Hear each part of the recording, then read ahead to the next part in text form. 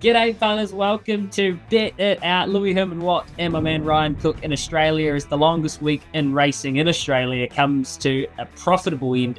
We can help you out. It is Champions Day at Flemington. Let's start with the very deep field of sprinters, Ryan. How did you break this one down? Yeah, I'm probably going to regret betting against Bella Nipotina here, Louis, but I'm with Giga Kick, who ran second to her in the Everest last start. Gee, he was impressive along the inside that day.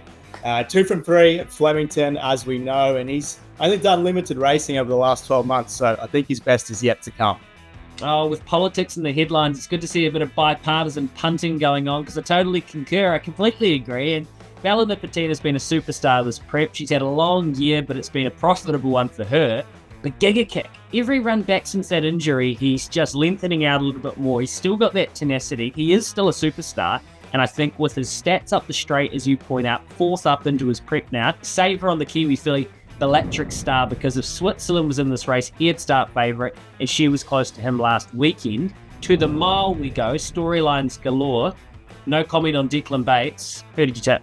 I'm going with Broadsiding. We're getting a good price here. Comes back from the Cox Plate. I thought he was a tired horse that day over the 2,000 metre trip, but he was a very, very brave to the line. I think Godolphin has chosen to go past racing against Via Sistina, so this looks like a nice consolation prize for him.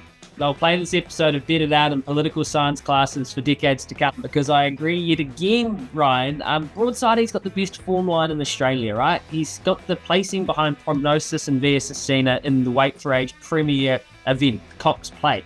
I love the way James Cummings has gone for the mile, not the 2,000 metre race. There are some very good horses in this race, but he is one of them, and he gets the weight relief being a 3-year-old. I think he's a superstar. He'll go back, find cover, and boom home. Booming home to Rickenham, Christchurch, my hometown. The 2,000 Guineas kicks off New Zealand Cup week. Interesting field. I don't know if there's a Sacred Falls or a Jimmy Shoe in here. We've got a very short price favourite in Savagely. I'm not with him. I'm going to shop around So Naive on an each-way basis because he's got those similar form lines at a much fairer price. How did you find the 2,000 Guineas? No, I agree with you. The favourite is way too short in this race, Louis. I'm going to go the way of Kiwi Skyhawk. You probably have an each-way play on him as well. I thought the wet track didn't suit him. It was a very wet track last start. He is suited by wet tracks, but we're probably getting something closer to a soft 6 on Saturday. So, yeah, happy to go with him each way. Okay, interesting for me as a best bet. I'm doing a double. I will have Broadsiding a place into Via Sistina to win. So, a bit of a Cox Plate multi. What about you? Yeah, Flemington race 4. I love the way Nadal has come back. So, as you said, it's a tricky race day, but he's my best bet. You do have a big, strong left arm. Good on you, Ryan. Enjoy it, punters. Have a fill up.